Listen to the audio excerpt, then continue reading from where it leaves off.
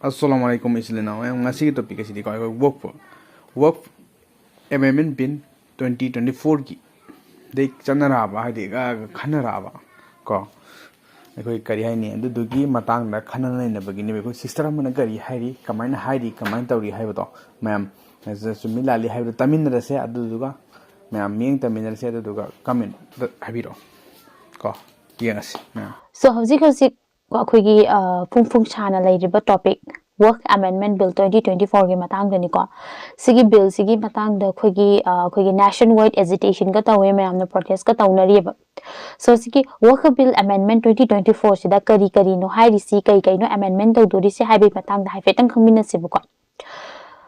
so ahan bada khoi work hai ri si kari no hana hai si khangse work hai ri si khoi legal concept amane Islamic law gi matung ina haibadi akoina donation gumba like khoi lam oina donate taw bu oigera yum oina donate taw bu oigera paisa oina donation taw ki bu oigera ala gi maming da donation taw ki basing se donation taw thok taw bu ne ba ko miyam gi damak ni mayam na season na sanu na khallaga khoina ala gi damak khallaga donation taw ki bu do adugi donation taw khriba pot se khoina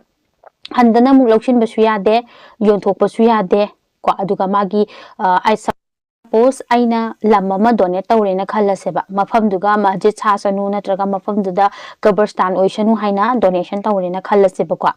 aigi mathangi generation gi ichai shusuna adugi lamsi amuka handana loshin ba yadeba ko adugi do just mayam gi seasonable gi damakta oina dum season ki doine forever season ki doine ba mayam gi damak to ko adugumba donation tawkriba mayam kai sa manage tawna bagi damak khoigi work central council haina leba Sigi Work Central Council Sigi Makhapo na khoigi state ki work board haina lakadoine ba Sigi work board sida khoigi manage tawdoine ba ko manage tawdoi se khoigi school oibe ai na traga orphanage oigera hospital oigera na traga miyam da mateng pang boy gera se mayam singsine ba even khoi manipur gi su work board lai khoigi hata daga lay na cha so khoi India da hojik fawda khoigi India da work board se 30 work board lay ba akoigi India gi 28 states sida 30 worker board ni balai se and akoigi Goa Arunachal Pradesh Mizoram Nagaland and Sikkim and akoigi Union Territory Daman and Diu sida di worker board amma faulai ti bako ran akoi India sida hojik chanariba act Work Act 1995 sine ba chanari se Sigi Work Act 1995 se akoigi Jammu and Kashmir hairiba state sida di chatna di applicable oidi ba sigi se ko So, akoigi 2024 sigi bill sida kari hari no hai patu haifet yenga sa khangmina rase bako aziki work amendment bill 2024 se akoigi work act 2025 se asi se update tawna bagi damak ne ko update se kai no haiba jo akoigi 5 important topic manga haibadi 5 important update tawgadaba topic manga khak reason manga khangmina singa sigi sidi ko So sigi provision sida ahan bada khoigi non muslim member hapakpa ko non muslim state government na appoint tawgadam ni haiba ko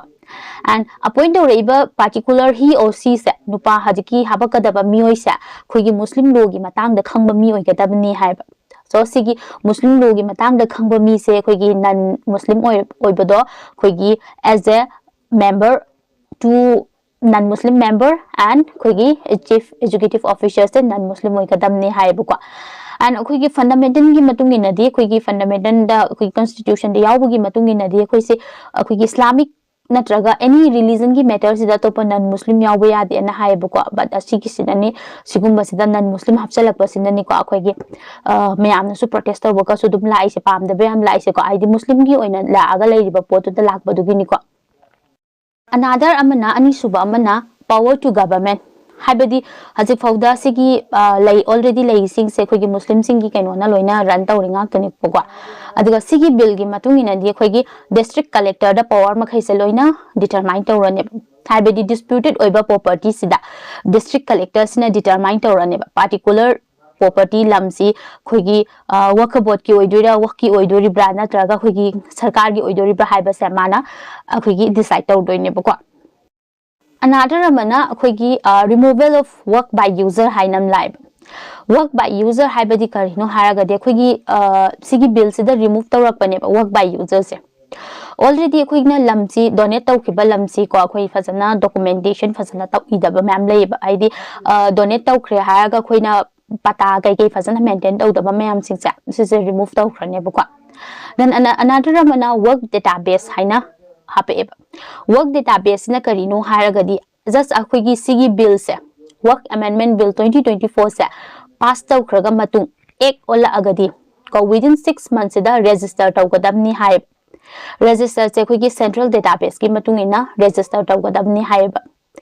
if akhoi gi register ta hodre na khalase ba within 6 months da register ta hodaba taragadi particular lamsi sarkar gi oigadamni hai ba the register tawdri ba se akhoi gi district collector duna inquiry kai kai tawgune ba ko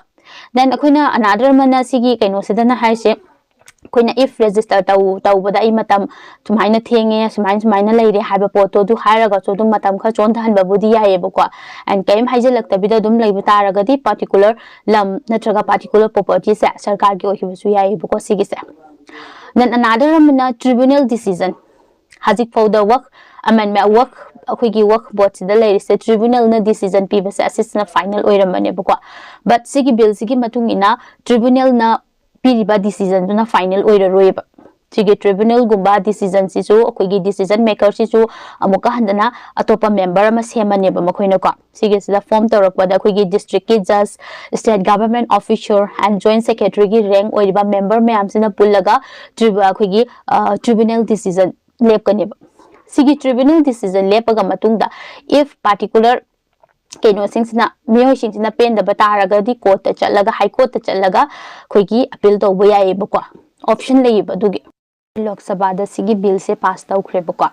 so khoina khoigi lok sabha da bihar ga di 272 votes mathau ta e ba ko ngarang sigi bill se pass ta bo matam da 288 votes akoigi bill sigi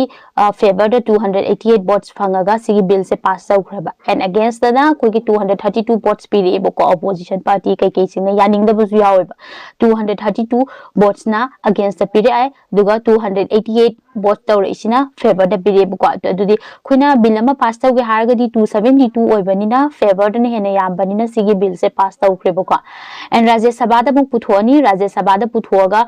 rajya sabha gi members MPs mayam sa 245 ne balai 245 sidagi bill se ek olhan ge na bill se pass ta hon ge haraga di 245 sidagi 118 MPs na vote taw mathau ta ba in favor do ka